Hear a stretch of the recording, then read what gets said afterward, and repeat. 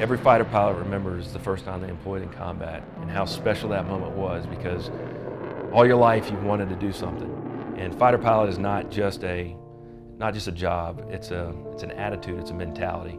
On the one hand, you feel a sense of accomplishment at doing a thing that you've been training to do it right and to do it well on your first try or your first time you're really tested. On the other hand, you are, for the first time in your life, dealing with situations that are matters of life and death for people. You realize how ops are different here in a deployed environment than they are back home. But you've never really had the experience to try your hand at any of those. You know, how do you deal with responsibilities that you might have around here that aren't the same as back home? I grew up very quickly based on some of the deployments I did when I was a younger aviator in my career. It all boils down to a handful of sorties to where you make a difference, you personally make a difference, your flight makes a difference. Guess what? Mission announced. VFR. All right. Wow. Gorgeous. No issues. All right, so you guys are signed out, done your caps. Some of the situations that you hear about and you hope you never find yourself in. I was flying with Hollywood. We're out doing just some base defense type stuff, kind of low key, watching over, looking at different sites when we got the call that there was a troops in contact about, say, 40, 50 miles away, which only takes us about 5 minutes to get there. Be advised, we just had a medevac, multiple Americans wounded. We checked in, these guys are obviously, they're screaming, they had taken casualties. As soon as I key in the frequency to go to talk to the JTAC, you can hear the screaming in the background. You can hear the bullets firing in the background. You can hear him breathing heavy because he is running. We heard the dreaded words, danger close, which meaning we're going to be employing, in essence, right in the middle of their fight. The comms were terrible. I don't know if it's because his antenna's bouncing around as he's running down the streets trying to avoid fire, but I'm getting half of it, Hollywood's getting half of it. Well, our guys are getting shot up. We need those buildings dropped now. You know, we were trying to sort this out. It was very hectic, and our comfort level of where these bombs would go was not completely there yet. He's clipping for me, and I'm not comfortable dropping this bomb until we find out exactly what they want in the middle of a town.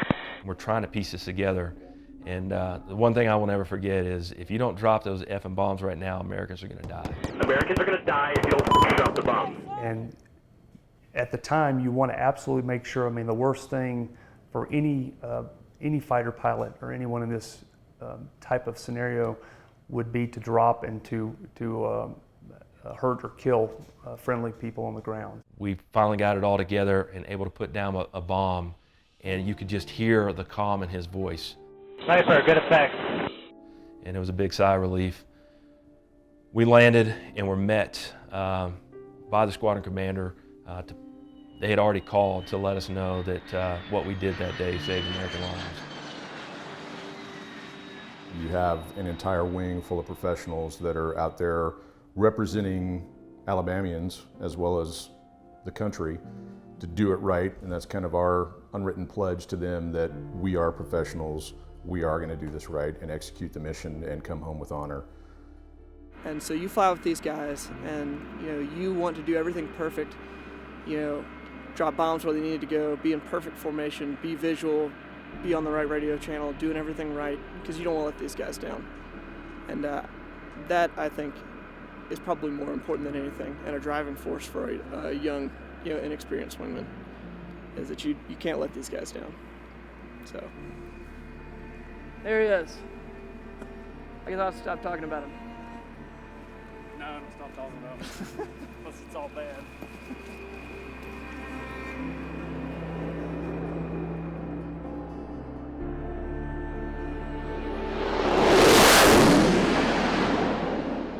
That's what we want, is for the young guys to look up to us, to see us doing it right. So obviously that's incumbent on us to make sure that we set a good example, do things right as much as possible, and then that's the example that they see, and then they strive to also do at least as well, if not better. We are lucky to have two very solid lieutenants.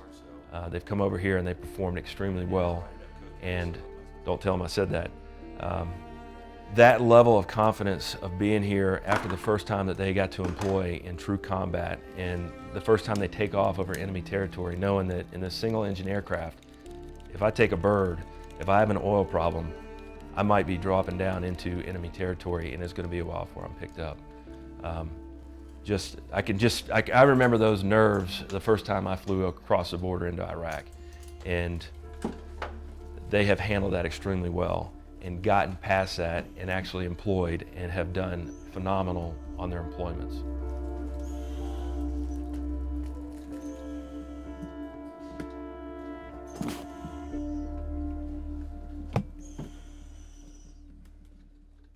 The first time I stepped to an F-16 by myself was an amazing experience. To be walking out to a jet, essentially holding the keys to the aircraft by yourself, no one with you to keep an eye on you. And now to be doing it here in combat is an incredible feeling of responsibility. Certainly, I am reminded often personally of the fact that I graduated pilot training only 2 years ago. I graduated F-16 training a year ago, and now here I am doing it for real. It feels like a lot of responsibility, and it's an honor to be given that and to be entrusted with it. So, I mean, this jet is amazing, and I'm going to be in charge of it tonight, so you got to do everything right.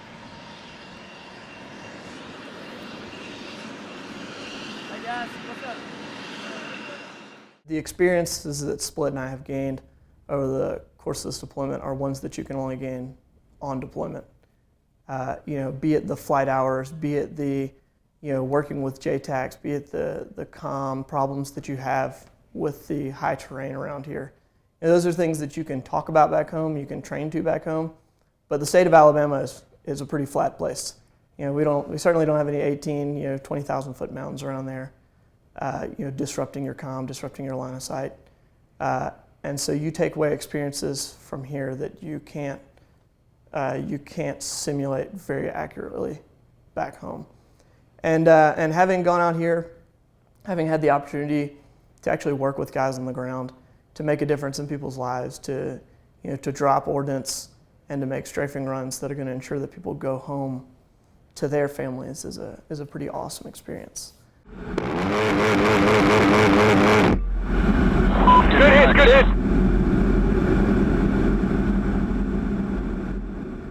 Everybody's been there as a lieutenant, and so to see those guys, knowing when they come back and the training they get and the experience they get, they're going to do well. But a great parallel is to think of World War II when guys were 19 years old and they came out with 100 hours of flying time and they were handed an airplane, a single seat P-51, and they were sent to war. A lot of brave men who took some pretty difficult steps at a very, very challenging time to make it possible for guys like myself to be here flying today. They fought very different wars. Their bravery was a different kind of bravery than ours, a lot more sometimes in the face of the enemy, and that's something that I think all of us still respect. It still commands respect today. Our squadron, we're the 100th Fighter Squadron, which is one of the 4 original fighter squadrons that were part of the 332nd group that comprised the majority of the Tuskegee Airmen. Most everybody knows the history of the Tuskegee Airmen. They were the Red Tails. They were the all-black squadron in World War II that performed outstanding, providing support for the bomber missions. And it initially was an experiment to see if, can someone who's black fly an airplane and go and be successful in combat? And obviously the short answer is yes. And they not only did it, they did it very well, exceptionally well. And you fast forward that through several iterations of fighter aircraft, and now we have the F-16, a single-seat, single-engine multi-role fighter aircraft of the same lineage, same 100th Fighter Squadron, and we're here now in Bagram, Afghanistan, doing the same thing, taking the fight to the enemies of our nation and supporting the men and women on the ground in close air support.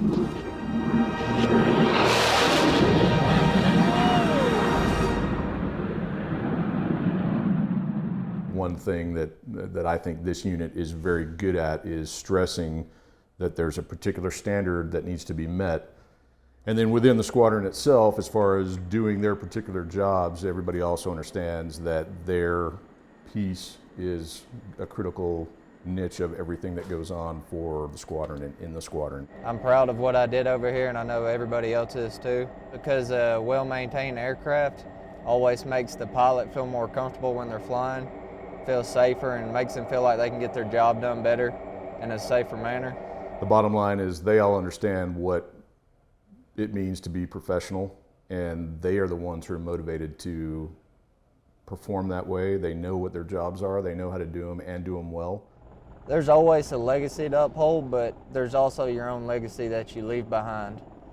What you do now reflects your life later on in the future. And it's all part of being from the South. It's part of our pride to let people know that the state of Alabama was here, and to leave a good name and to set the standard high for the other units to come in and fill in behind us. For me personally, coming over here for 6 months, away from family, has been a challenge, and it really makes you reckon with what it means to serve and what it means to be willing to answer your country's call to duty. I mean, that's something that I had heard about, that people talk about, but something that, you never know until you actually felt it. Till you hear gunfire going off in the background over this guy's radio, and you drop a bomb, and it stops. And, when he picks up, they get their stuff together, and they're like, all right, we're gonna press on with the exfil. That's a feeling that people had talked about, but, having felt it now, it's pretty amazing. I think when guys looked up and they could see P-51s supporting them, the P-51 obviously did ground attack. When they could hear that P-51 coming overhead, I'm sure those guys on the ground, which had incredibly unfavorable odds on any given day that they went out to go fight, it made a difference in their lives.